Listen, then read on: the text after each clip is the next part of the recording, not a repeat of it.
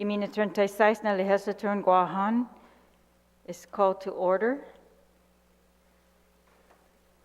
It appears we do not yet have a quorum. We are going to wait until we have a quorum to proceed.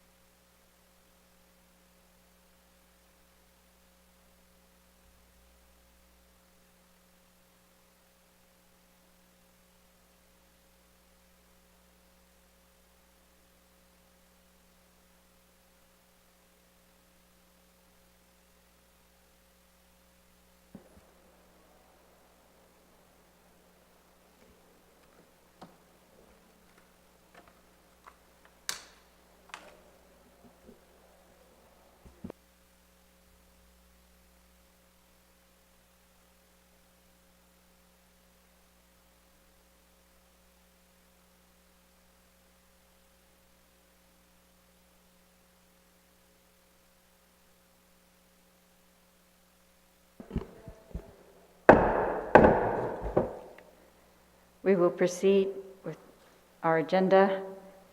If I may call upon Senator Perez for the prayer.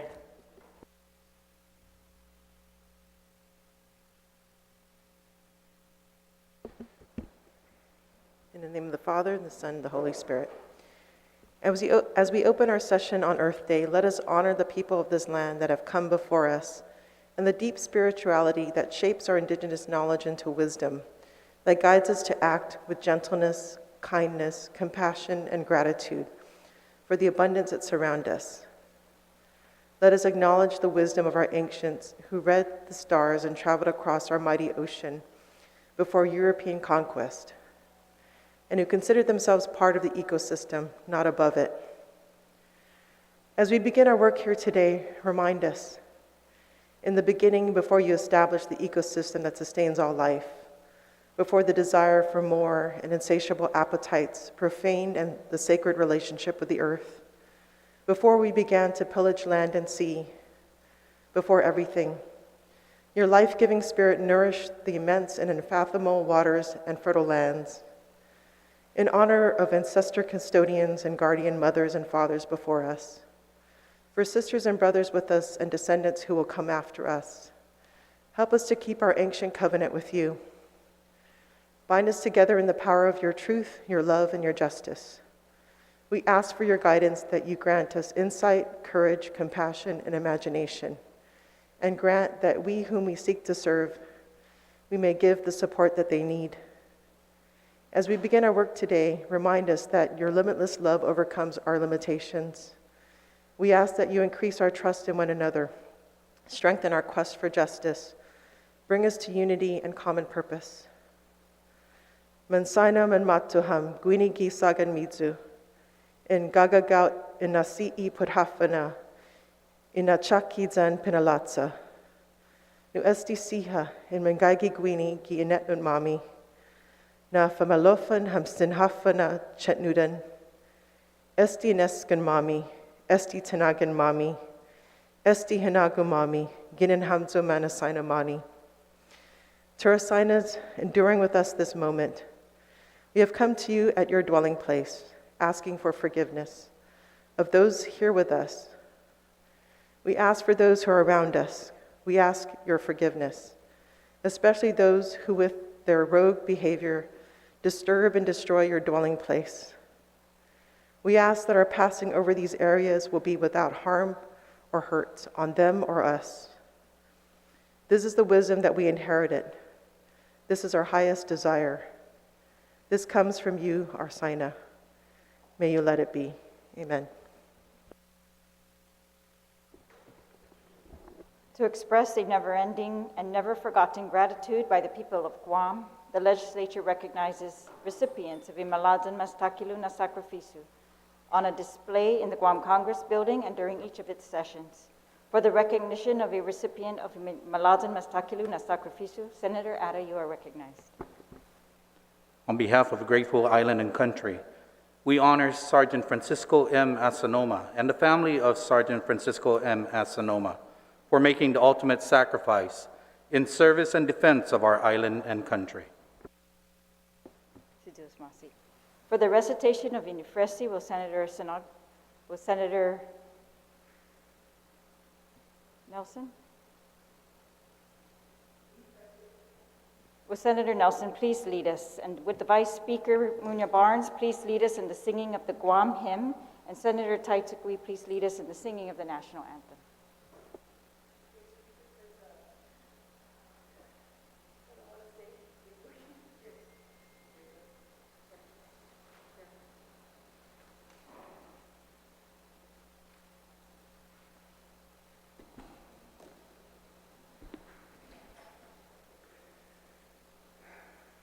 Inifrasi, Girini Mastakilu, Yihinasoku, Imastakulum Gikurasonhu, Zanifigu, Nanimasinahu, Huafresin Maisadzu, Parabahu Pritehi, Zanhu Defendi, Ihenengi, Katura, Ilengwahi, Ari, Hanum Zanitanan Sumoru, Nirin Shoko Diretsu Gininazus Tata, Esti hua fitma gihilui Biblia, zani bandarahu I bandadan guahan. Panogita moru, purita nota, kantai matunanya itoru I lugar. Para I honra, para I gloria, abiba is la sen para. Para I honra, para I gloria, abiba is la sen para. Todu I tempo I pas para hita, zangin I langit na bendisyon. Contrai peligro, nafahan sa fuham, Zeus proteis lan Guam. Contrai peligro, nafahan sa fuham, Zeus proteis lan Guam. Oh, say, can you see by the dawn's early light what so proudly we hailed at the twilight's last gleaming, whose broad stripes and bright stars through the perilous fight, oh, the ramparts we watched were so gallantly streaming, and the rocket's red glare, the bombs bursting in air, gave proof through the night that our flag was still there. Oh, say, does that star-spangled banner yet wave for the land of the free and the home of the brave? Titos Mossy, please be seated.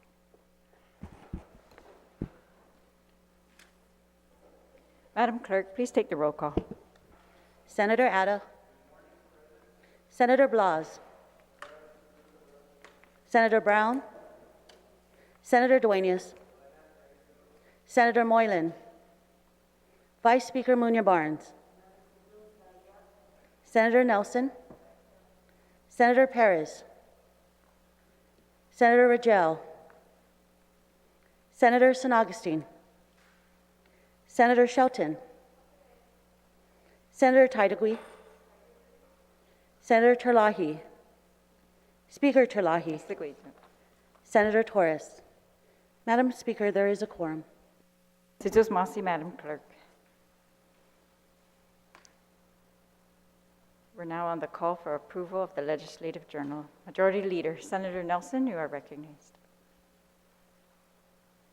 For Senator Nelson, is there a motion?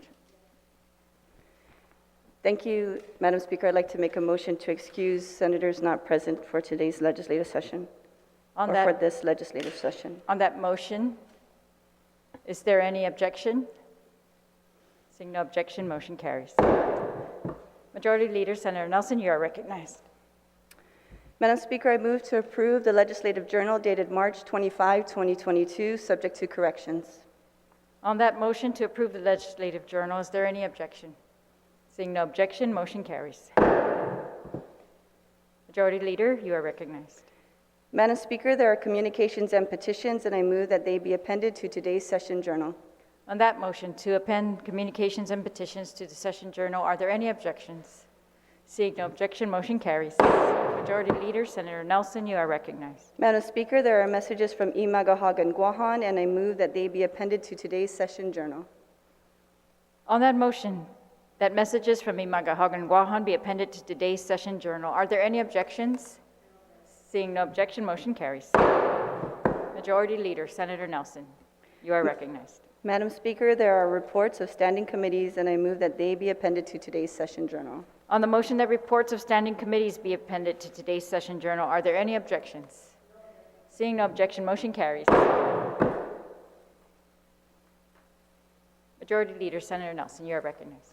Madam Speaker, there are no reports of select committees. Thank you.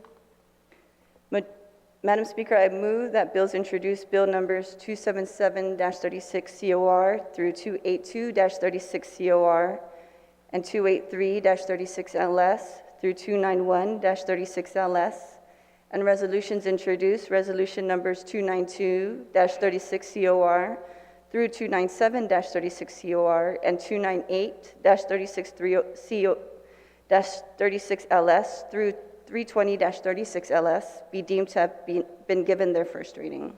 On that motion that bills and resolutions listed be deemed to have been given their first reading, is there any objection? Seeing no objection, motion carries. We're now in motions. Majority Leader, you're recognized. Madam Speaker, I move that all congratulatory, commendatory, and condolence resolutions introduced today and for the remainder of this legislative session be considered first read and adopted to allow the Legislative Council to make technical corrections and to add all senators as co-sponsors. On that motion, are there any objections? Seeing no objection, motion carries. Senator Taitigui, you're recognized, and Vice Speaker. Thank you, Madam Speaker. Still in motions? Yes, we are on motion. I'd like to motion to place Veto Bill 239-36 into the voting file, which is an act to add a new 76206 to Article 2 of Chapter 76, Division 3, Title 11, Guam Code Annotated, and to add a new 13501 to Article 5 of Chapter 13, Title 19, Guam Code Annotated, relative to business license requirement for entities engaging in child replacement service, introduced by myself, Senator Brown, Speaker Tulahi, and Senator Perez. I'd like to move that to the voting file, Madam Speaker, when it's time to vote.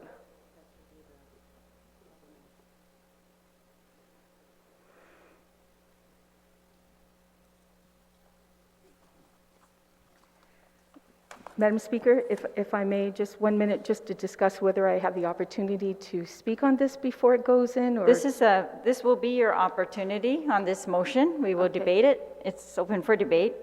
The correct form of the motion would be, notwithstanding the objections of Imagahagan Guahan, I move to act on vetoed bill. Yes. All So right. moved. Well, so All right, moved, and unless so- you want me to repeat it, but yes. Yeah, you may proceed to discuss that motion. Okay, thank you, Madam Speaker.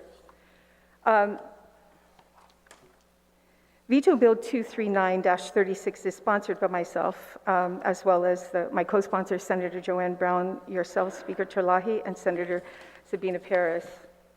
Madam Speaker, in the governor's veto message, Bill 239-36 COR, she wrote, and I quote, "The operative language for Bill number 239-36 does not impose any requirement on a prospective adoption agency that does not already exist in Guam," unquote.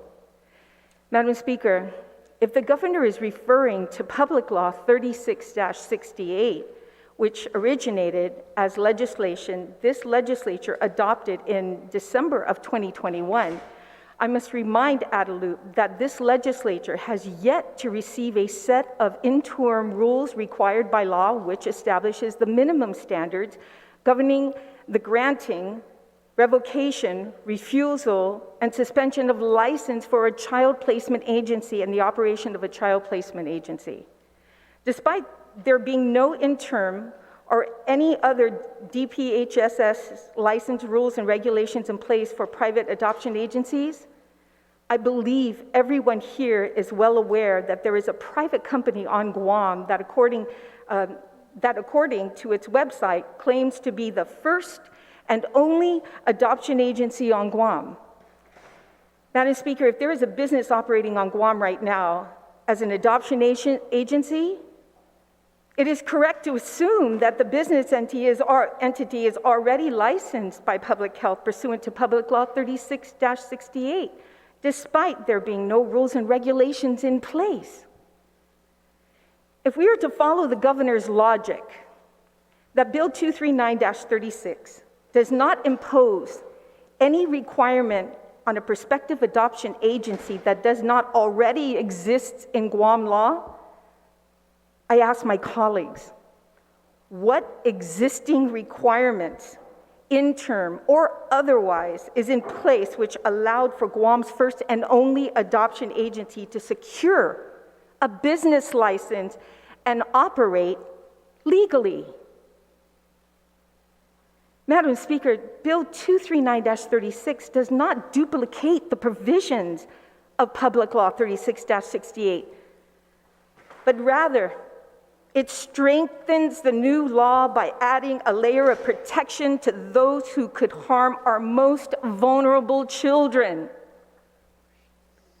Bill 239-36 makes clear that a private adoption agency will not be issued a business license from DRT unless it provides an endorsement by the Department of Public Health and Social Services upon meeting Department of Public Health and Social Services requirements. Without Bill 239, and without a set of interim license rules and regulations in place as required by Public Law 36-68, we as a local government are ignoring the real threats posed by bad actors who can and will take the time to find gaps in our system, spend money, and do whatever else they need to do in order to circumvent our process. In her comments vetoing the measure, the governor stated, quote, Bill 239-36 does not improve the adoption process or protect the children of Guam, unquote. Madam Speaker, I beg to differ with Adelup and suggest that she listen to the words of support offered on Bill 239-36, not only by DRT, but by the Deputy Director of the Department of Public Health and Social Services, Mr. Terry Uggan. Mr. Uggan is the public health official who back in the summer of 2021 cautioned this legislature against recognizing private adoption companies without licensures, rules, and regulations in place, which substantially led to proposals including Public Law 36-68. Madam Speaker, Mr. Uggan isn't the only public health official who spent his life as a social worker and administrator at public health. He's also a foster parent, and who through earlier testimony on adoption-related measures shares that. And I quote from him, "I'm reminded of 2 young girls from Saipan that went missing and to date have never been found. I am also reminded of the baby selling scheme that took place in the Marshall Islands, targeting the poor and the vulnerable," unquote. Madam Speaker, may we use this opportunity, this discussion on such an important public safety issue, to do everything in our power to protect our children by leaving no stone unturned, so that we never again have to hear of these horrendous crimes against our own children and their families. Si Diyos masi, Madam Speaker. Si Diyos masi. Senator, on the motion, is there anyone who'd like to be recognized on the motion? Senator Brown, you are recognized.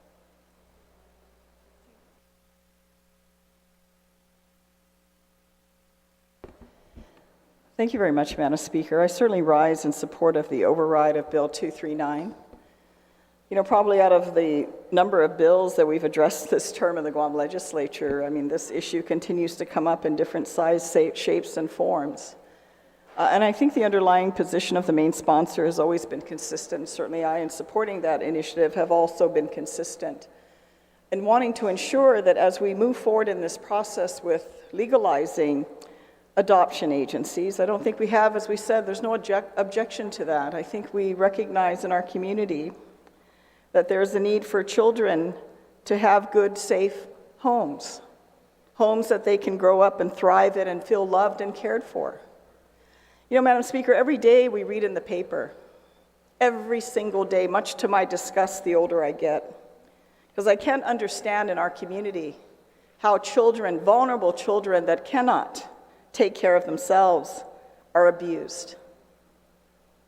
Because parents or others that are in charge of these children are not responsible. Look at it in the last few weeks. We have a young child who got into a car that he could not get out of. And then we hear the reports from the police through the media that the parent, the father in this particular case, was sleeping because he was on drugs.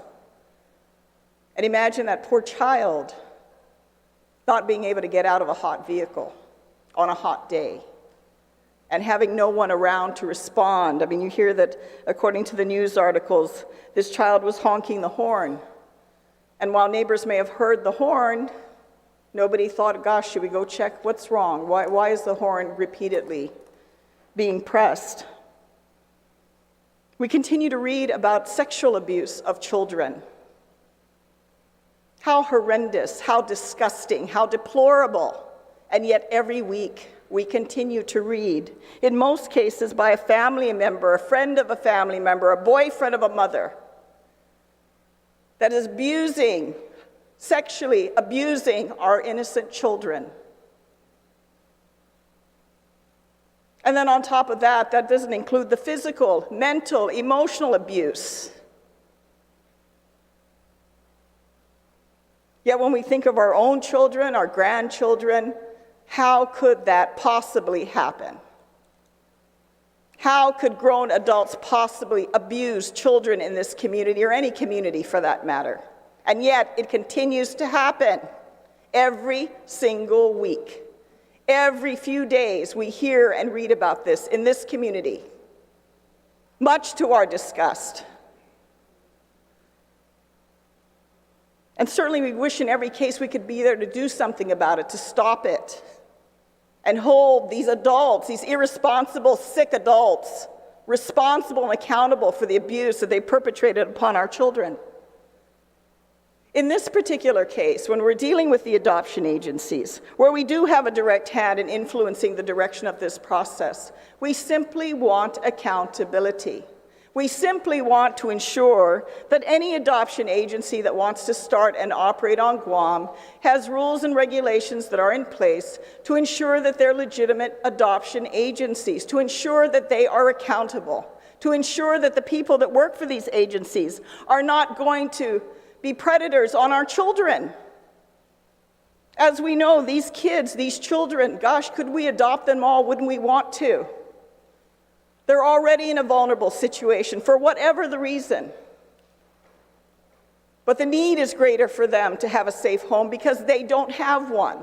That's why they are going through this process, or maybe for whatever reason, the parent or parents are unable to provide the kind of safe home environment or nurturing environment that this child may need. In this particular case, simply requiring that the business license gets approved and concurred by public health, that's simply all this is. But I have to tell you, Madam Speaker, the continued politicization of this process is even more disturbing. Is it because of the sponsor? It's just the wrong sponsor? Should the sponsor have a different name and then the bill gets signed into law? And when it isn't, we come up with reasons. I don't envy directors that are in positions, I've never had to be one of them, to get in front of the Guam Legislature or anywhere else and testify on something that I didn't believe that I wanted to say. But unfortunately, some, if they don't walk the line, get reined in. We've seen that in this case, obviously. Because you have official statements being made, and then that director gets pulled in and reined in because, oh my goodness, you can't be endorsing this bill. You can't be supporting this bill. It's the wrong person, wrong senators to be supporting. And then they have to publicly come out and say, oh, we don't support this bill. Have we no backbone? I'm sorry, Madam Speaker, I've never been into kissing up. I've worked for 2 administrations. And that to me has always been a mutual agreement of doing a job that you're asked to do and doing it well. That's what I delivered in the past in working for 2 administrations. But I've never had to publicly come up and be twisted in what I say and how I say it. And yet, in this particular issue of adoption agencies, we see that. What a shame. Especially when our main focus, some things should be beyond the nonsense of politics, especially, Madam Speaker, the next few months as we enter into the political season that, this past week and the last few days has really started.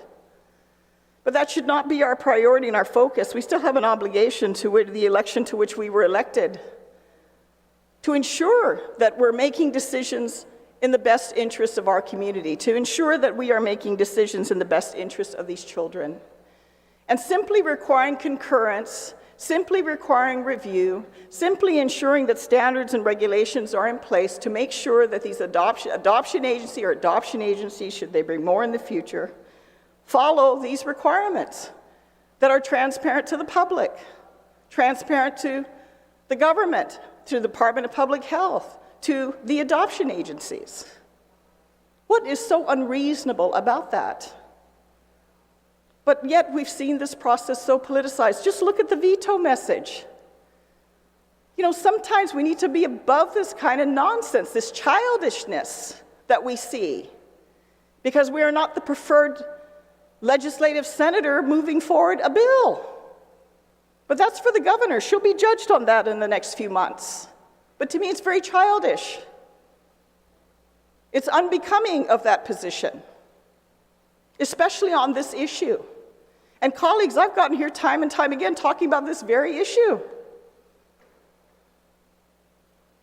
What is so complicated about it? What is so difficult to understand about it? Why do we not want to do it voluntarily? Especially, as I mentioned at the beginning of my comments, there's so much abuse going on, much to our shame in this community. And then we got to look further because, my goodness, the next thing you know, they get arrested and they're back out on the streets again, back out in the homes. We see people with extended records and they're back out there. Look at the situation that happened just a few days ago. A little boy riding his bicycle to the store. And he gets beaten up by someone that has a record so long we can't even read that far.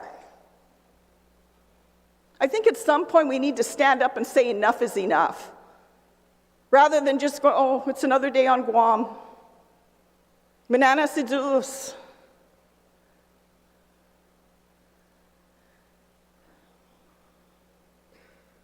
We need to do the responsible thing, Madam Speaker, and to me, this is a responsible thing. We cannot do this because of personalities that we like and we don't like, and we like this adoption agency, so everything's okay. Let's not require anything more of them. That's not how we should be making policy decisions on behalf of the public. I think they expect more from us than that, because we're putting things into law that will hopefully survive us, that will survive even the people that are working in these agencies. None of us are here forever. None of us will control these things forever. But for the time that we're here, we need to make responsible decisions. And I think simply requiring that public health concur on a business license authorization for a business that wants to get into the adoption agency, have that concurrence from public health, and we know that overlapping review is there, then that gives us some comfort to ensure that everything's on the up and up. Because for goodness sakes, we can't protect so many of our own children in this community. At least as legislators here on this floor, where the government interjects its presence in the role and the lives of these children, then let's ensure we're doing the responsible thing. And I think the responsible thing, Madam Speaker, is to support the override of Bill 239. Thank you for the opportunity to provide comment on this bill. Thank you, Senator. On the motion, is there any other senator who would like to be recognized on that motion? Senator Blas, you are recognized.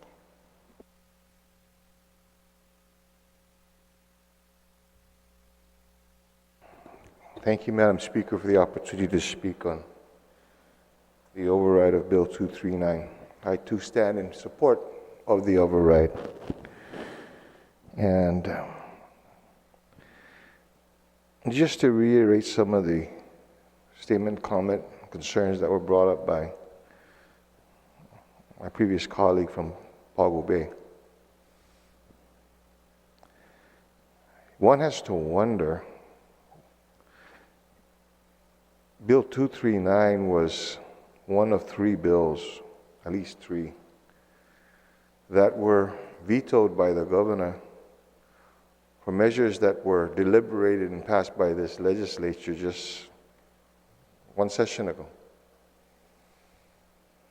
And I have to agree that when you read the veto message on not just Bill 239, but the other 2 bills that were vetoed, you gotta wonder, what was the logic to it?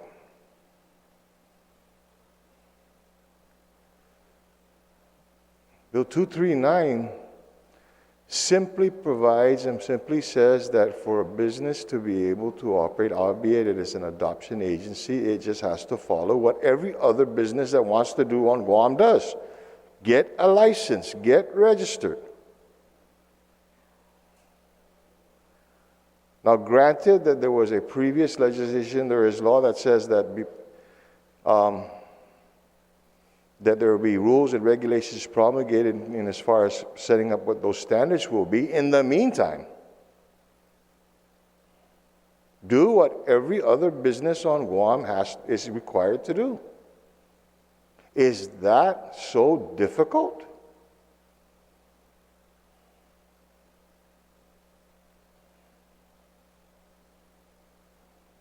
I'm not going to belabor the fact of, one of the things that we want to do is protect our children. But the other thing that we want to do is be able to protect so that unscrupulous business practices or other businesses that want to do Guam can use this as a precedent. Says, why should I get a business license? These guys were able to do it, so I can do it too. I can operate on Guam without one. This body itself, for many years, has argued, and as far as businesses conducting or conducting business on this island without business license, much as paying for the taxes. How do we reverse course, change step on this matter?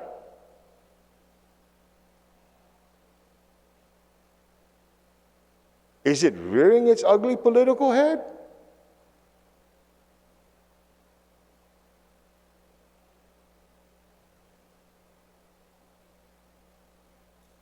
I hope not. But if it does, what purpose does it serve?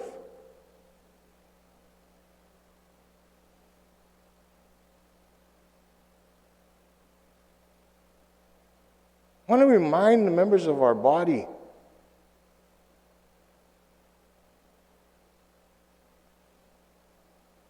at one time this body sat and deliberated and we argued, we scratched, we punched, we kicked, we threw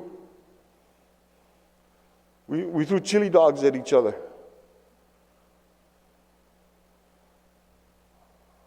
But all for the purposes of doing what's right for the people of Guam. Not what was right for a political interest. Not what was against because the individual who sponsored the legislation wasn't aligned. I didn't even want to say politically because one of the bills that was vetoed last week came from the other side.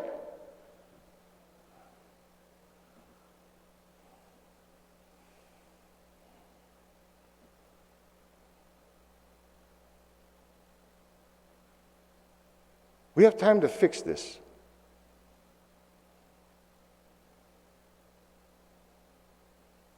And with Bill 239, as well as many other bills, I would say, that has been vetoed by this administration because it didn't politically align.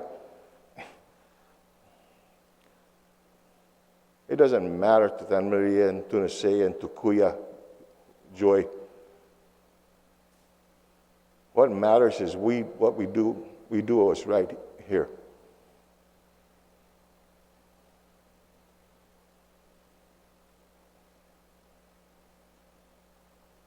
We have thick skin. We should have thick skin. But we should also have a compassionate heart. At the same time, let's recognize that when we make law, we want to make law that's consistent with every other law that we have.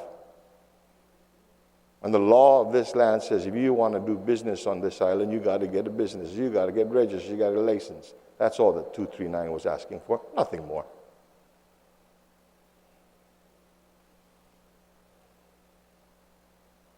And if we have a problem with that, we have a problem. But we have an opportunity to fix it. Let's put this aside. I'm asking my colleagues, please, for all the good purposes and intent that Bill 239 has, let's support that override. Thank you very much, Madam Speaker. Thank you, Senator. On the motion, Senator Dueñas, you're recognized on the motion.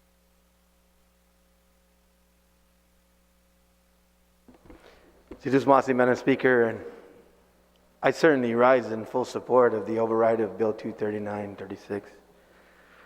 I just want to make a few comments because a good friend of mine who does a lot of public speaking told me, be careful when you're speaking, and so many great points have been made before you. Whatever you add may subtract. And I just have enjoyed the great comments by my colleagues. So I just want to make 2 points. Madam Speaker, on this floor, I have supported legislation that I believe in the regulatory process has overarching capabilities of covering what needs done, particularly in this area of adoption and in the area of being able to try to make sure we're always advocating for the best interests of our children. But I always said to other sponsors on this floor that have taken the measures even further that yes, we need to consistently and constantly build additional opportunities for oversight and additional regulations, particularly in the area of many of my colleagues have spoken about this morning, where it deals with children, and vulnerable children at that. What really bothers me, Madam Speaker, is it seems that there is a pattern that has been formulated now with many of the vetoed bills that are coming out of the front office. And that pattern is every time we're trying to enhance accountability, every time we're trying to make for a situation whereby those regulatory agencies, like the author said, even the deputy director was in support of and had offered on other pieces of legislation suggestions when those things were not incorporated in other legislation. So I just really, if there's anything that I have seen that had really bothers me, particularly on this legislation, Madam Speaker, where it was unanimous. It was unanimously voted on this floor.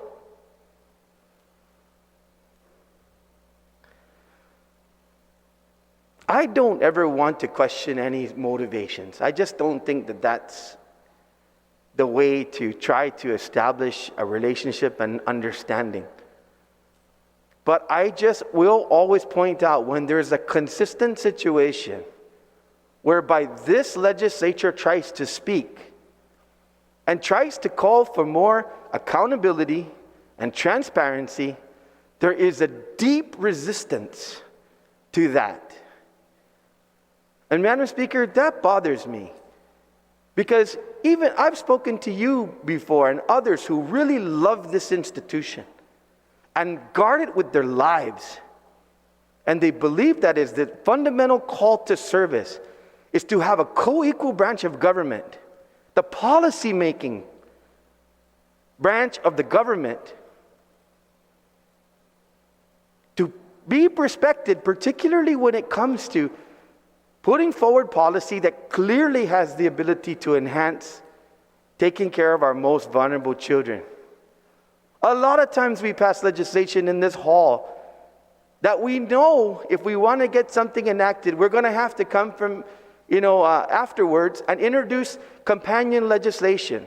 Sometimes bills are introduced with companion legislation associated with it. Maybe one was introduced and it's like, whoa, I forgot to do this part. So I'll introduce another one to make sure it happens or amend it if I can. That's how this body works. But I cannot help but see a clear pattern.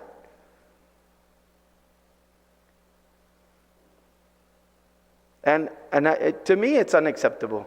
So I hope that this unanimous vote by this body will receive a unanimous vote to override, notwithstanding the objections of Magahagan Guahan on this very important matter. Si Zeus Masi, Madam Speaker, for the opportunity to express my feelings on the override of 23936. Sidus Masi, Senator. On the motion, Senator Atta, you're recognized on the motion. Thank you, Madam Speaker. I stand in full support of the override of 239. Madam Speaker, when you go out there, anywhere you go, any business establishment, you always see on the wall posted their business license as required by law. Even when you want to open a home base or something very simple, you're required to get a business license. Daycare centers, business license. They have to get additional training as well. And 239 just requires that these agencies get a business license as well. When you look at, if you need a business license to sell paper products, pens, things like that, don't you think that a business license should be required for the placement of our children? Life. It's not that difficult. We do it every year to go and get a business license. We renew our business license. It just says that they get the endorsement of public health and go and get a business license. I'm just really puzzled as to why we wouldn't want these agencies to be licensed here.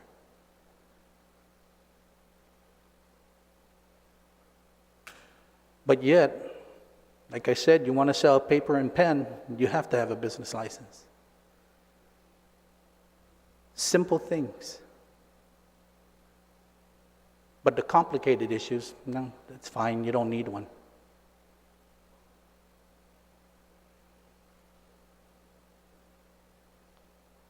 We really need to look and see it, because later on, it will be this body that gets blamed. The legislature didn't override it because they felt it wasn't important enough. So it's their fault.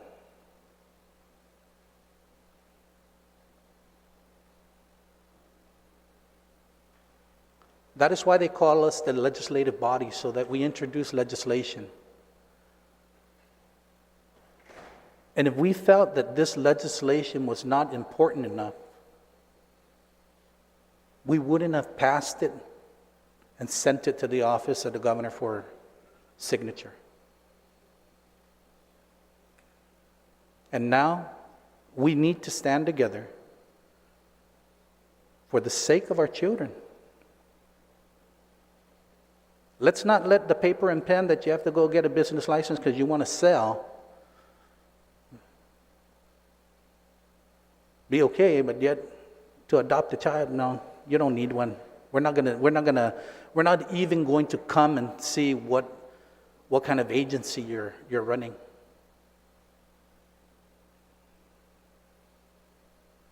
So I ask my colleagues to please, if an agency really wants to do business on the island of Guam, and they want to really help and protect our children, because it's the right thing to do, then let them get a license just as anyone who wants to do a business here on Guam would have to do.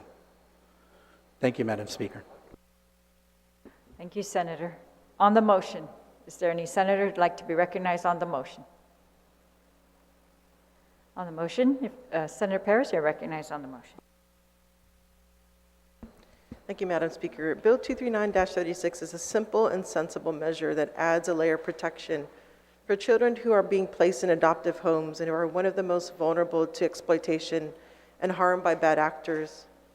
As a community, we have the responsibility to deter such bad actors by creating legislation that creates more accountability and transparency, especially when human trafficking has taken on insidious and epic proportions. Just recently, there was a human trafficking incident that happened in Guam. A couple from Hawaii was charged with trafficking a woman and her teen daughter from Guam. And it was all in the news. And had this legislation been enacted, could this have prevented this from happening? I think when we think about our community, it's really about prevention. And I always state that prevention, the efforts that we place on prevention are efforts well spent. And it's really about protecting the safety of our community. And I think that with this intent, I think that's why Bill 239 should be enacted. Tijus Masi. Tijus Masi. Senator, on the motion, is there anyone else who'd like to be recognized on the motion? If not, then sponsor may close on the motion. Tijus Masi, Madam Speaker, and to my colleagues, thank you. I couldn't have said it any better to some of the comments that were made earlier. But I also want to thank those who've called my office, who are concerned. I'm reaching out to the pro-life group, who also believes that this is an excellent legislation to protect our children, and other group and organizations that want to see that our children, that the laws that we create are created to protect them. It's as simple as that. And if you read the governor's veto message, none of it made sense. Madam Speaker, I'm sure you've read it. None of it makes sense. And lastly, everybody who was at the public hearing, as Senator Duenas mentioned, they had supported it. But there was only one person that came up, guess what, who did not support the bill. And guess who that was? The company that's doing business, the only adoption agency on this Guam that's doing business, did not support the bill. Think about that.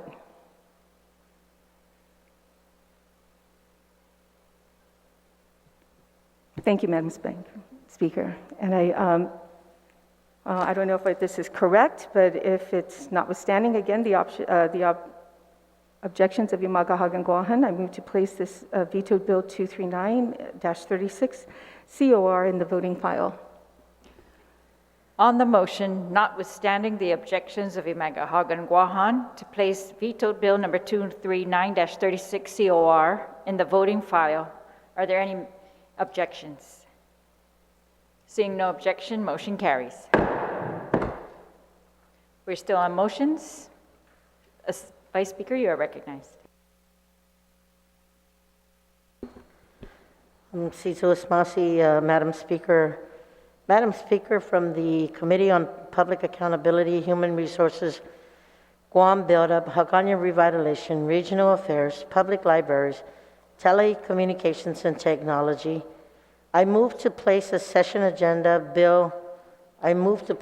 the agenda Bill number 246-36 COR as amended by the Committee on Public Accountability, Human Resources, Guam Buildup, Hagåtña Revitalization, Regional Affairs, Public Libraries, Telecommunications and Technology, and is introduced by the Committee on Rules by request of Imagahagan Guahan, the Governor of Guam, in accordance with Organic Act of Guam and 21 GCA Chapter 79, an act to approve the Hagåtña Restoration and Redevelopment Plan and its supporting documents. And Madam Speaker, if I may, I also request this bill be placed at the bottom of the agenda, as I will move I will motion the body to resolve into the committee of the whole for this bill. So on that motion, Madam Speaker. All right, there's a motion to place Bill 246-36 COR as amended by the committee on the session agenda. Is there any objection? Seeing no objection, motion carries. And Madam Speaker, I also want to move from the Committee of Public Accountability. I'm sorry, Vice, if we could just confirm that that would be a motion to place that on the bottom of the agenda? Yes. Is there any objection to that? No objection, motion carries. Vice, please proceed. Thank you, Madam Speaker. I hope this is the time. Also, from the Committee of Public Accountability, Human Resources, Guam Build-Up, Pagania Revitalization, Regional Affairs, Public Libraries, Telecommunication and Technology, I move to place either into legislative concurrence or to the voting file the appointment of Francisco T. Guerrero to serve as a member of the Civil Service Commission with the recommendation to do confirm his committee report was submitted and uploaded for more than a 24-hour period. All right, so on the motion to place the nomination of Francisco T. Guerrero to serve as a member of the Civil Service Commission onto the agenda, that would be placing it under legislative concurrences. Is there any objection to that motion? Seeing no objection, motion carries. So, Madam Speaker, can I move it down to the voting? Later, Okay. We'll get to legislative And then, concurrence. Madam Speaker, if I may, also as a point of information from the Committee of Rules, I want to note on the Committee on Rules hearings, there were potential items to be placed on the session agenda. And I will note for the record that based on the list as provided to our colleagues on the hearing, bills number 197-36 COR, bill number 245-36 LS, bill number 246-36 COR, bill number 267-36 COR, bill number 286-36 LS, and bill number 287-36 LS. All committee reports have been submitted to the Committee on Rules. Every committee report was reviewed and uploaded with the time requirements and uploaded for 24 hours. So I want to take the time to thank the Committee on Rules Executive Director and the team to make sure that all these bills that received the committee report were deliberated on, worked on and approved and put up onto for session agenda ready. Mr. Mossy to the Committee on Rules for that Thank you. work. Senator Shelton, you're recognized. Sidus Masi, Well, Madam I'm sorry, Speaker. Vice Speaker, were you completed your motions? Yes, ma'am. Sizus Masi. Senator Shelton, you're recognized. Thank you very much, Madam Speaker. I'd like to thank the retiring speaker for making mention of bill number 197-36 as an item that has been uploaded by the Committee on Rules. I want to thank the Committee on Rules for their work to expedite all of these bills and review them and have them uploaded for the public. At this time, I'd like to move to place bill number 197-36 COR as amended and further amended by the Committee on General Government Operations, Appropriations, and Housing, sponsored by Senator Joe S. San Augustine, Amanda L. Shelton, Tina Rose Munoz Barnes, Jose Pito Terlahi, Frank Blas Jr., James C. Moylan, Clinton E. Rigel, Talina Cruz Nelson. An act to appropriate $5 million from the general fund to the University of Guam for the purpose of providing additional financial support toward the construction of the Student Services Center and School of Engineering buildings onto the session agenda. And for the record, Madam Speaker, this is a bill that was mentioned during the Committee on Rules as a potential item to be placed. And as the previous speaker mentioned, it has met the 24 hours on the website. On the motion to place bill number 197-36 COR as amended and further amended by the committee onto the session agenda. Is there any objection? Is that an if there's an objection, just state there's an objection. Yeah, I just wanted to get a point of inquiry. We're not debating Okay, this bill. would that be requiring the Do you committee of have the whole? a point, pardon? Would that be requiring committee of the whole? It's a point of Yes, inquiry. Yes. Okay. On the motion, is there any objection? There's an objection. All in favor of placing Bill 197-36 COR as amended and further amended by the Committee on General Government Operations, Appropriations, and Housing onto the agenda, please raise your hand. All in favor? Motion fails. Still on motions. Are there any other motions? Senator Nelson, you're recognized.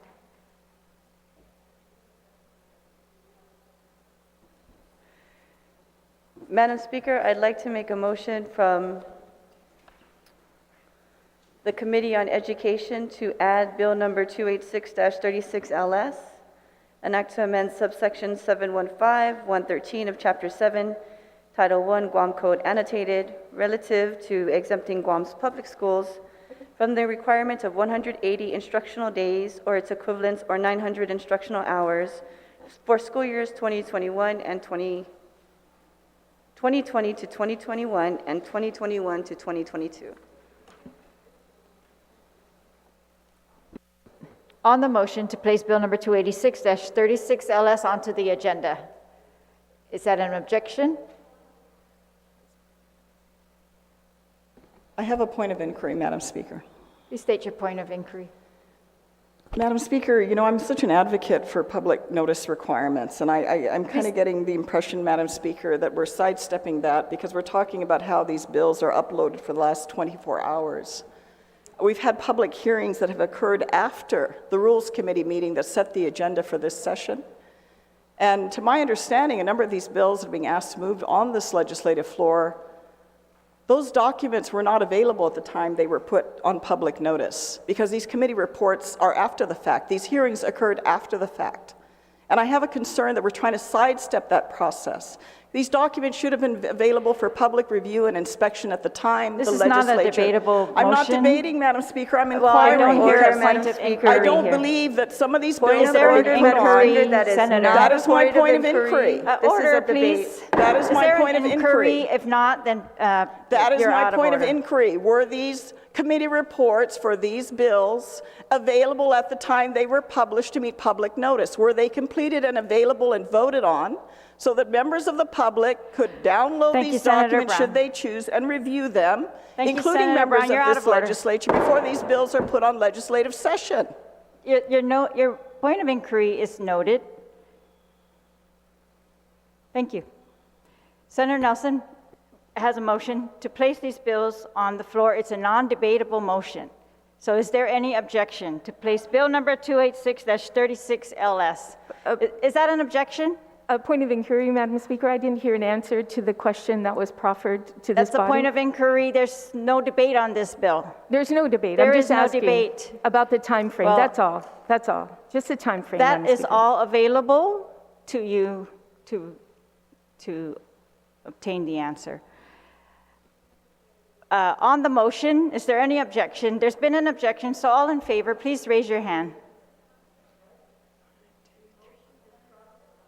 2, 3, 4, 5. Motion fails. Majority Leader, you are recognized. Well, Madam Speaker, sure, I'll try another bill for Department of Education. This is on the Committee on Education. I'd like to make a motion to place Bill number 287-36 LS, which is an act to add a new subsection 4124 Bravo 2 to Chapter 4 of Title 17 Guam Code Annotated, relative to creating an exemption from the service learning graduation requirement for all high school students enrolled during school year 2021-2022. Madam Speaker, it's very difficult to speak when our colleagues are not giving me the floor. Sergeant of Arms, if you could please Can we have control the order, floor. please, so I can hear the motion? Thank you. That is all, Madam Speaker. To place Bill 287-36 LS on the session agenda? That's the motion. There's been an objection? All in favor, please raise your hand. Motion fails. We're still on motion. Senator Perez, you are recognized. I just have a point of inquiry for the Committee on Rules Chair. If she can clarify when these committee reports were uploaded? Would the Committee on Rules Chair yield to the question?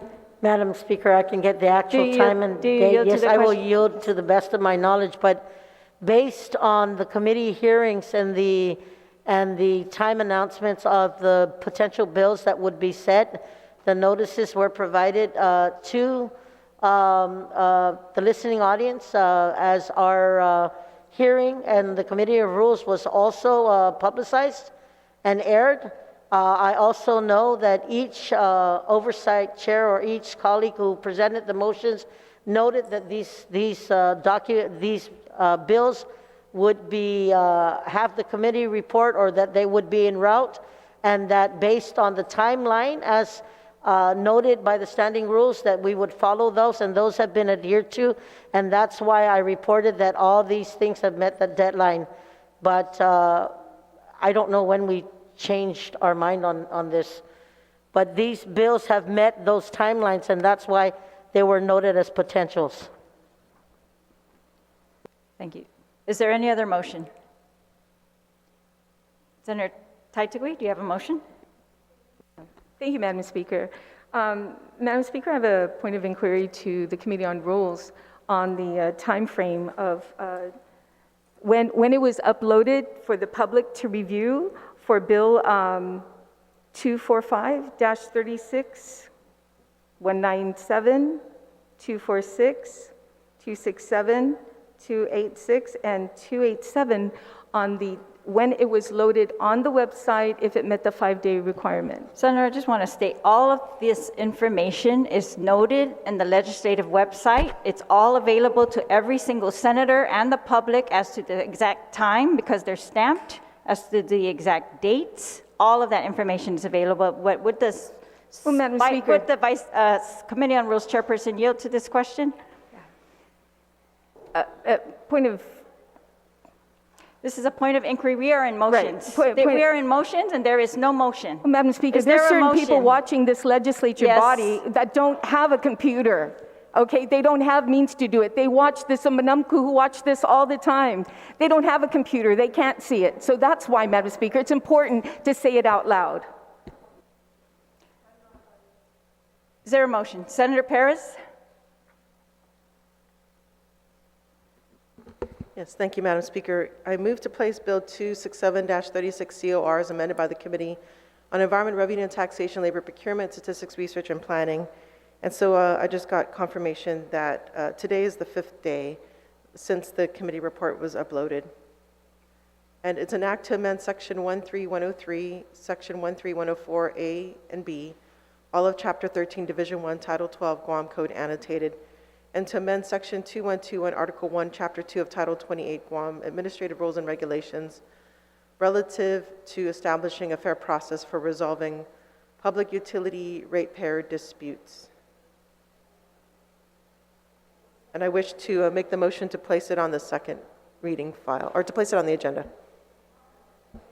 On the motion to place Bill number 267-36 COR as amended by the Committee on Environment, Revenue and Taxation, Labor, Procurement, and Statistics, Research, and Planning onto the session agenda. Madam Speaker, can we have a short recess so I can check the date? It was listed on the website on the committee rules. Can I just have a quick minute? Because we're trying to get those numbers. You asked I us to believe the look. sponsor stated the date.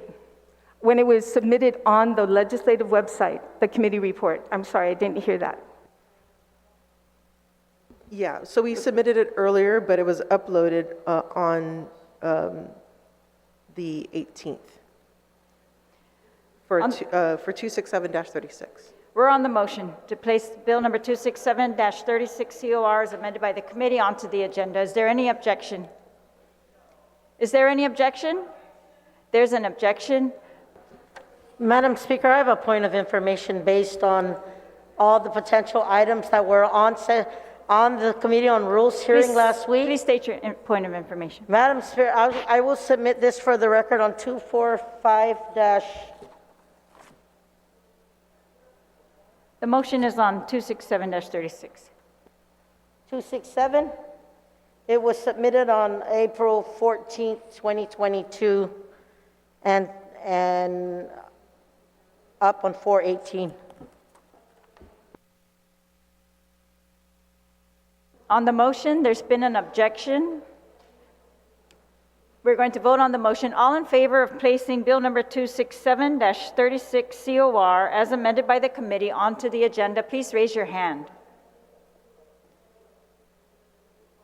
We're voting. Order, we are voting. All in favor, please raise your hand.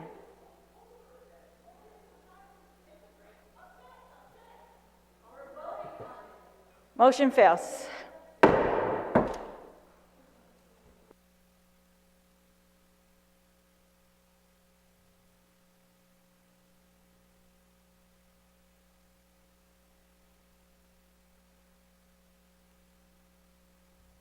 All right, we are on motions. Is there any motion?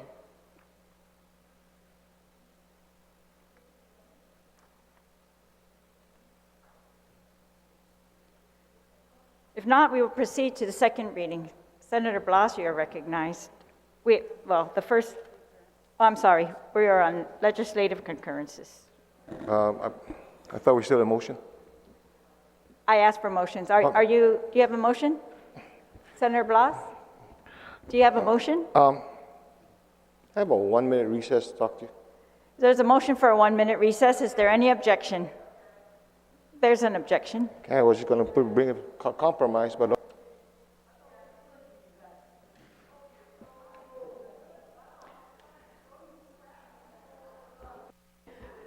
We're going to take a 1-minute recess. 1 minute.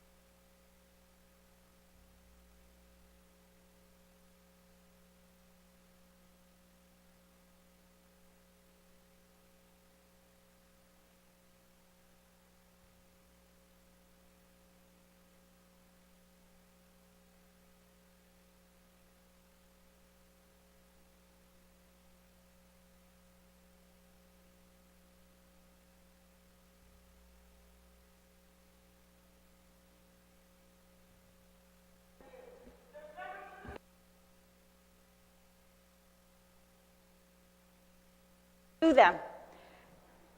We're back from recess. We are on motions.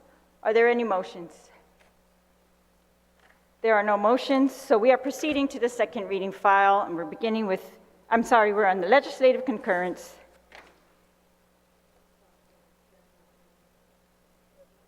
Majority Leader, do you have, you are recognized.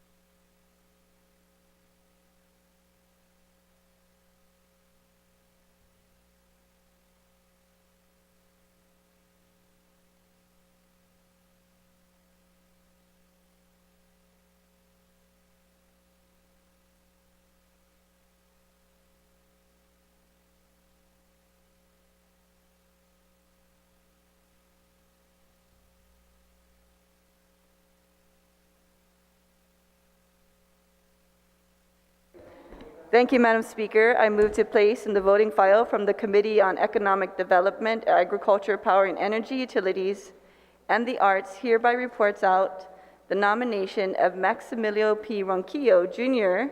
to serve as a member of the Board of Directors of the Guam Council of the Arts and Humanities Agency with the recommendation to confirm.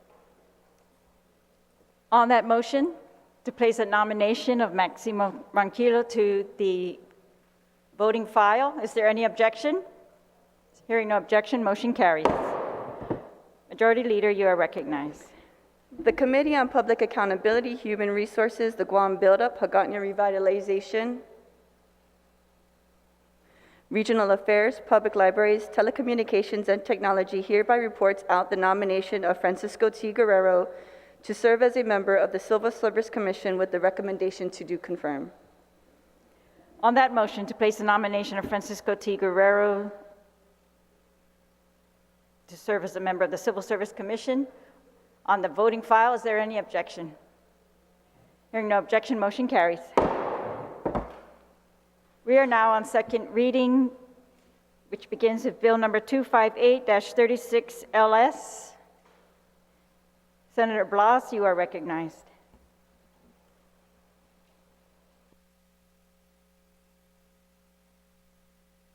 Thank you, Madam Speaker. Madam Speaker, I move to accept Bill number 258-36 LS as amended by the Committee on General Government Operations, Appropriations, and Housing and substituted on the floor. This bill was introduced by myself, Senator Talatayagui, as an act to add subsection 26203K39 to Article 2 of Chapter 26, Title 11, Guam Code Annotated, relative to exempting homeowner association membership dues and common area fees from the business privilege tax.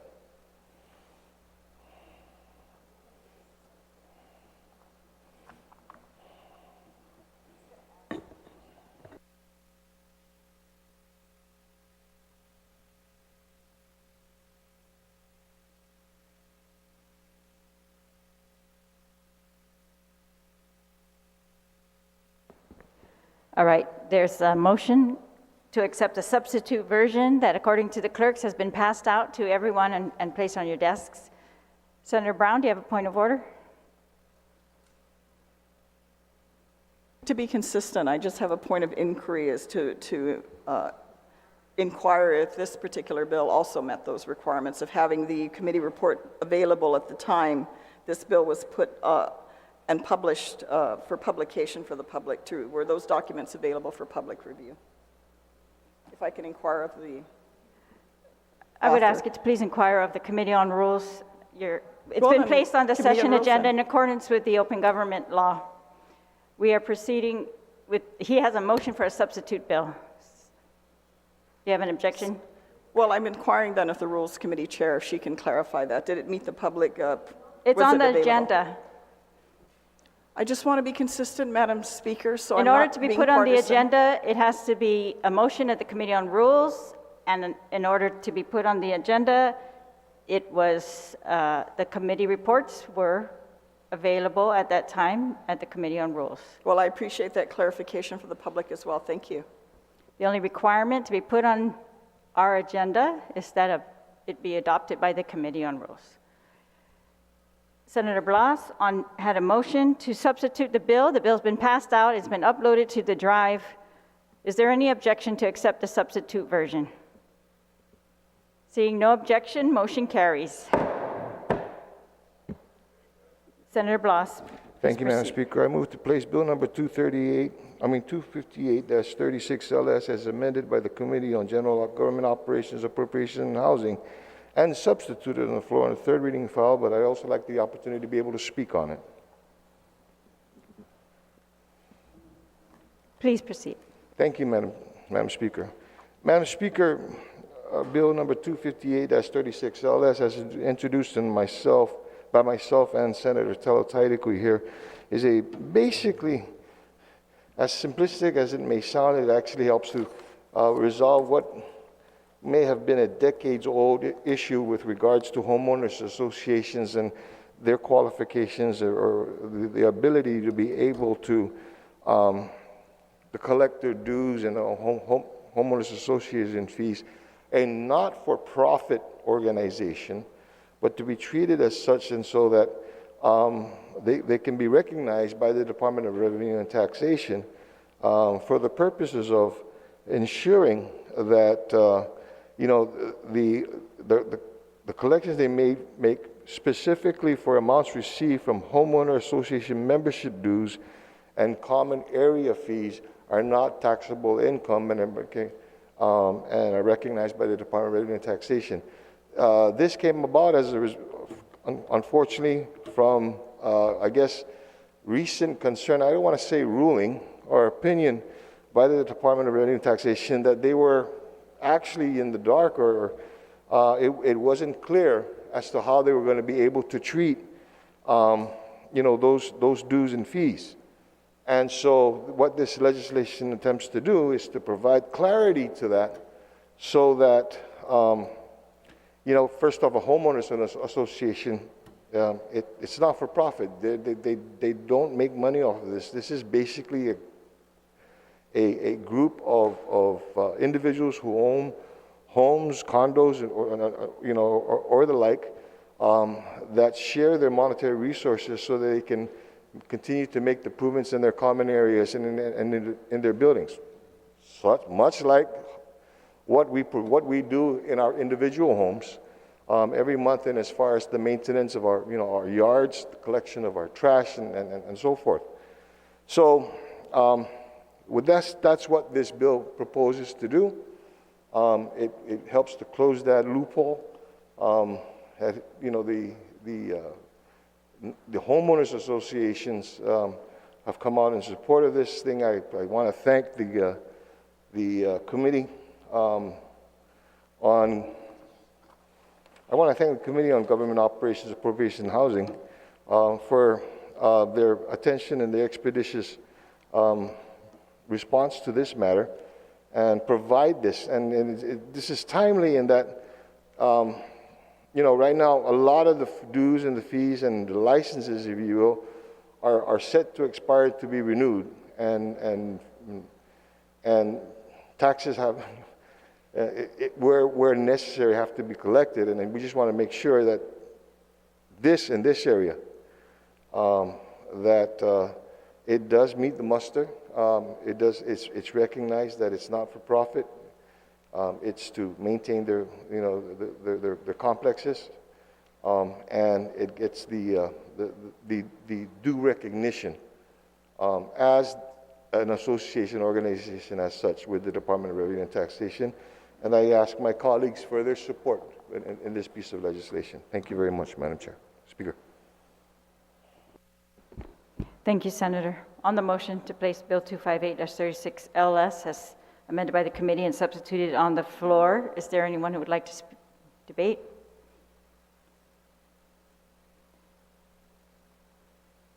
Senator Taitakwi, you are recognized. Sujus Mase, Madam Speaker, for the opportunity to offer brief comments in support of Bill 258. I thank Senator Blas for including me as a co-sponsor on this important piece of legislation, affecting more than 4,000 families residing in multifamily residential accommodations such as townhouses and condominiums. Madam Speaker, I thank Mr. Chris Felix, who reached out to me and other senators' offices seeking assistance in addressing a refusal of DRT to continue issuing nonprofit certificates to condominiums and similar multifamily housing complexes. The decision by DRT to discontinue issuing nonprofit certification to homeowners associations means that HOAs will be subject from now on to 5% BPT on common area fees, which will be passed on to the families as a 5% increase in all common area fees. And as I mentioned earlier, this is affecting 4,000 families on our island. Membership dues and common area fees are exempt from BPT prior to 2022. Membership dues and common area fees are paid by individual homeowners for the maintenance of various infrastructures benefiting the entire housing community, unlike subdivisions where infrastructures and maintenance are the responsibility of the government. Madam Speaker, the version of Bill 258 that we had before us today was vetted by Legal Bureau, which recommended that the measure add a new subsection 26203K39, specifically exempting from BPT assessments any amount that are received from homeowners association membership dues and common area fees. For the benefit of the listening audience, Bill 258 affects Section 2630 of Chapter 26, Title 11, Guam Code Annotated, which lists specific income sources that are exempt from BPT. Madam Speaker, if approved, Bill 258 ensures that families residing in townhouses, condominiums, and will not further impact by an intentional policy call by DRT to start assessing BPT on common area fees and membership dues. So Bill 258 will go a long way in helping those who may have other choice but to stay, who don't have another choice but to stay in a multifamily accommodations because they just can't afford to buy a single family home in today's housing market. As we're seeing more and more families moving into that type of facility than an independent home because of the cost associated with owning your own home. And we're seeing those numbers greatly increase every year. So consistent with efforts carried out by the previous legislature, which sought priority for GPA rate payers residing in multifamily home accommodation, Bill 258 is another small but important step helping our families during this financially difficult and uncertain times. I ask my colleagues to please support this. You are going to be making a difference moving forward for those 4,000 individual families, 4,000 plus families, who are now going to have to if this bill is not passed, pay 5% on caring for their own home. If you have your own house and you want to go and paint it or mow the lawn, it's like asking you, okay, you need to pay 5% if you're going to go paint your home. This is the same scenario. Common area fees, homeowners association fees strictly pay for the upkeep of the building and nothing more. So I thank you, Madam Speaker, for the opportunity and ask my colleagues to please support this measure. Thank you, Senator. On the motion to place Bill number 258-36 as amended by the committee and substituted on the floor onto the third reading, Senator Duenas, you are recognized. Sidus Mazi, Madam Speaker, and just a brief comment as well. I certainly do support Bill 258-36. I also attended the public hearing and garnered a lot of information on this. Seems like Rev and Tax could have made some, adjustments, but it doesn't look like there was anything that was taken into consideration. When I was listening to the public hearing, and I concur with Mr. Chris Felix, the common area fees are designed and managed by the HOAs really for the maintenance and upkeep of the buildings. They're not an investment account or something that is not also then in turn, Madam Speaker, when those monies are expended. Generally, they're for services or materials and supplies.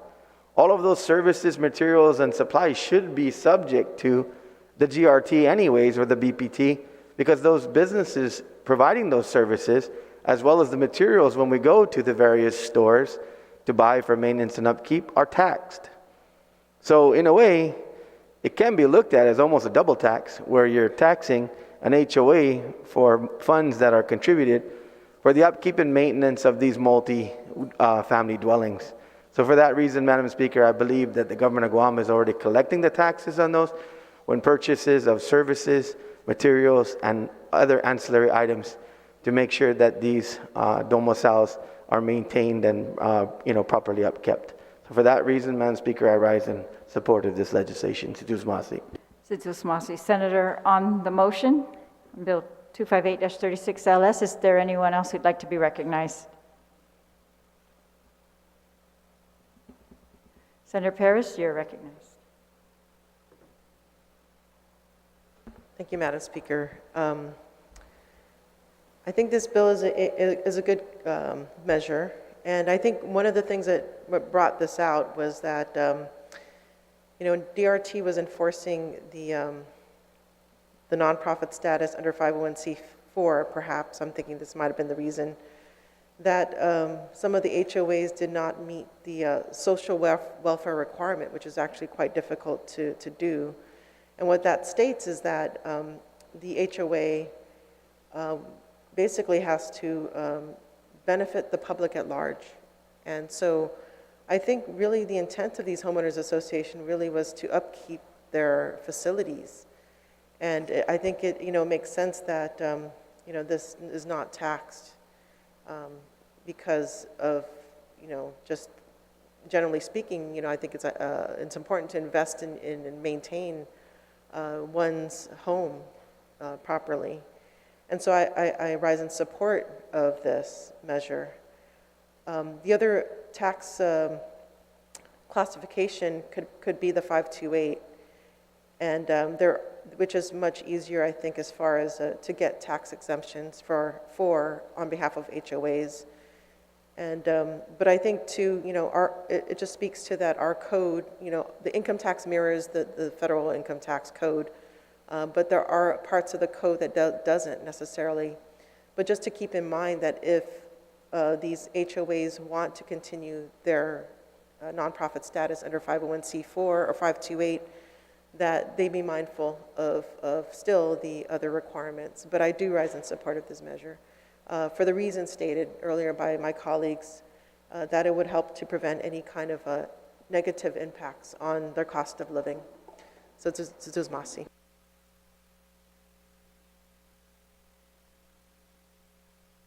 Sidus Masi, Senator. On the motion, is there any Senator Nelson? You are recognized.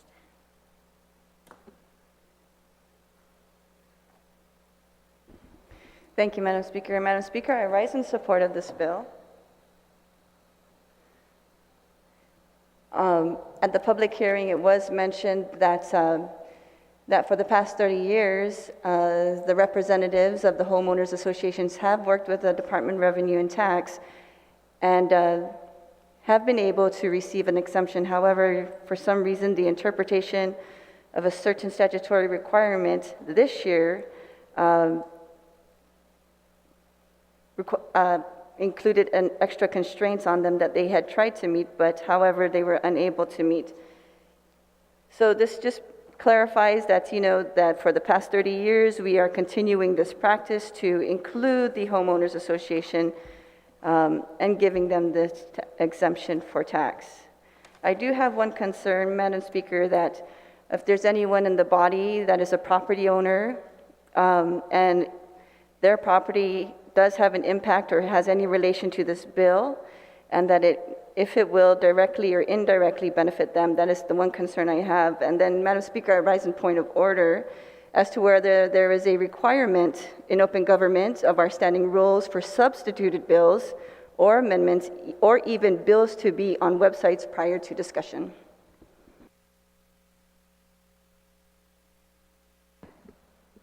As to the point of order, no, there is no such requirement in the open government law, and the legislature has complied with the open government law in publishing the agenda, listing every single item that will be or may be discussed. There is no standing rule that requires uploading to a website. We do that as a convenience to the public. We also have physical documents available here for them to pick up at any time if they do not have access to our website. And we do that as well as a convenience for the senators, and we are happy to provide those documents. However, there is no such requirement that any amendment or any substitute bill or any bill be uploaded to a website before the legislature can act on that bill, particularly in accordance with the open government law. Thank you. As to your point of order. Thank you, Senator. Thank you, Madam Speaker. Is there any other senator who would like to be recognized on the motion for Bill 258-36 LS? If not, then the sponsor may close on the motion. Thank you, Madam Speaker, and thank you to my colleagues for their the presentation on the floor. And as well, I'd like to thank, with regards to concerns, to meet all areas. So I appreciate that. Madam Speaker, before I make the motion to place this in third reading, I'd like to make one more motion, and that's to add senators as co-sponsors to this piece of legislation, as promised, to add Senators Talina Nelson, Sabina Perez, Tina Rose Mooney Barnes, and Chris Duenas.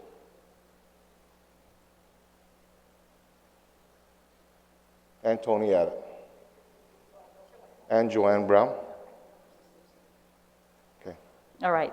There is a motion to add co-sponsors Talina Nelson, Sabina Perez, Tina Rose Mooney Vice Barnes. Speaker Tina Rose Munoz Barnes, Chris Duenas, Anthony Ada, and Joanne Brown. Yes, ma'am. Is there any objection to that amendment? Seeing no objection, motion carries. Thank you, Madam Speaker. Madam Speaker, with that, I thank again my colleagues for their consideration and their support in this in advance. And I move to place Bill number 258-36 LS as amended by the Committee on Government Operations, Appropriations, and Housing, and substitute on the floor to the third reading file. On the motion to place the bill on the third reading file, is there any objection? Seeing no objection, motion carries. Thank you, ma'am. Thank you, Senator. We're now on Resolution 300-36 LS. Vice Speaker, you are recognized.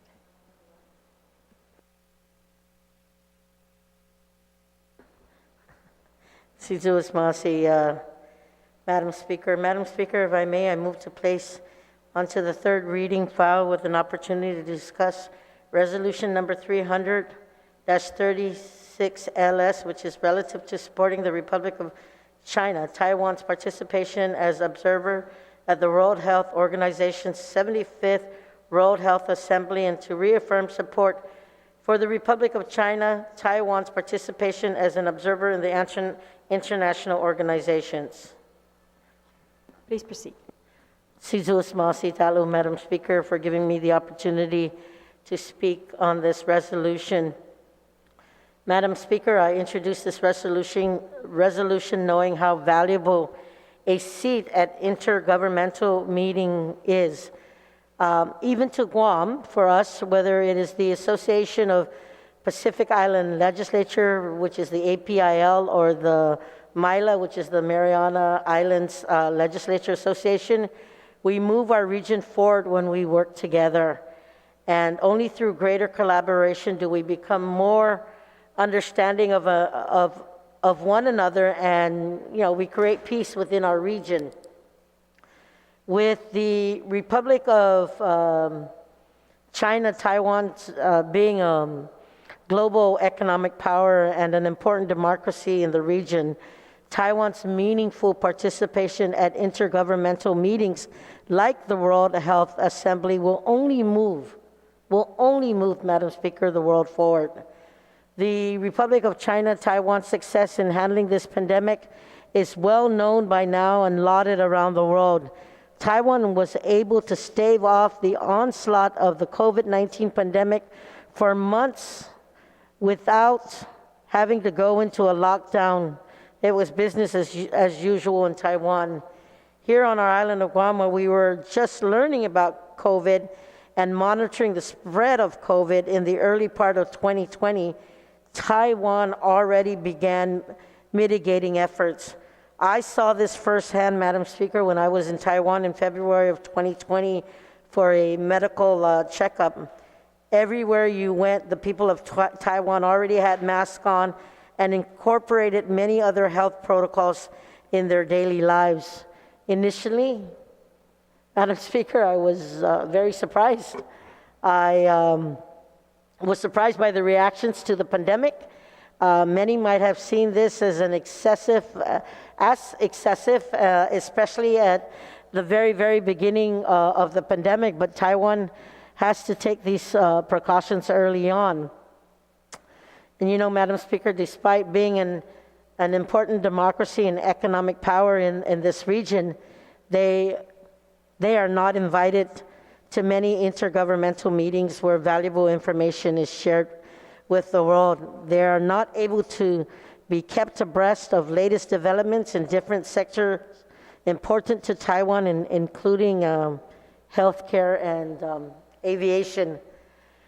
And they are not able to contribute to move global healthcare forward.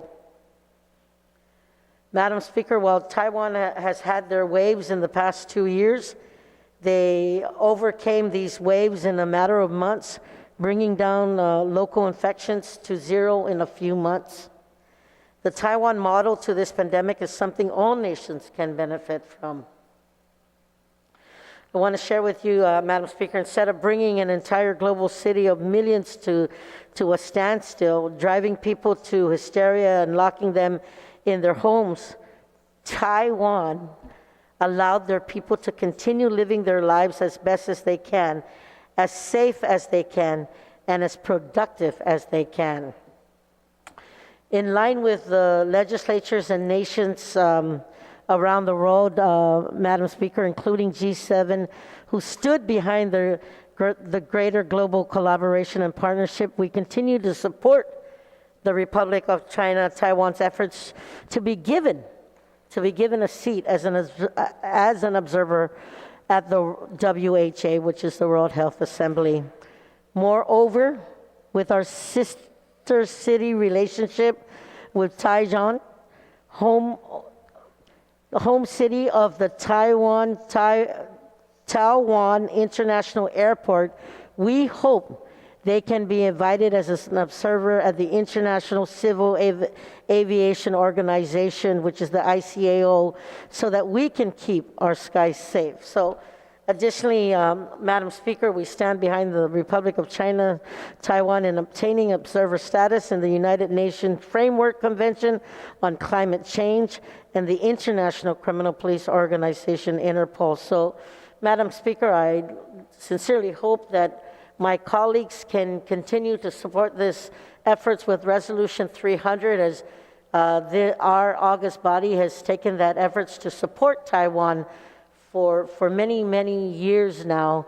And our sister city relationship with Taiwan, with the medical, with the hospitals within Taiwan, and a lot of the community efforts with Taiwan and working closely with some indigenous groups also, we hope that, that their voices can be heard. And in that effort, I ask my colleagues to please help us support Resolution 300, that's 36. So thank you, and for giving me an opportunity to speak. I know we're up against lunch, but I hope my colleagues can support the same. Sanamasi. Sanamasi, Senator, Vice Speaker. On resolution number 300-36 LS, Senator Blas, you are recognized. Thank you, Madam Speaker. Madam Speaker, I stand in full support of Resolution 300. And I also would like to thank the main sponsor to the resolution for inviting and adding me on as a co-sponsor to the resolution. Just a little point of history, bit of history. This body has, for literally decades, provided on almost annually a resolution in support of Taiwan's efforts to become at least an observer with the World Health Organization. I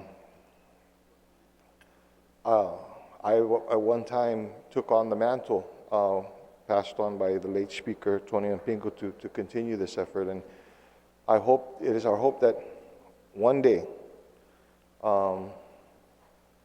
that the Republic of China, Taiwan, is given that opportunity to provide for observer status. It's not asking for, a seat at the big table. It's asking for the opportunity to be able to sit around the table. I think that Taiwan has shown its value to the world just over the last couple years in its efforts to be able to stem the worldwide pandemic on their shores. And there's a lot to be learned, and there's a lot to be able to continue the dialogue with.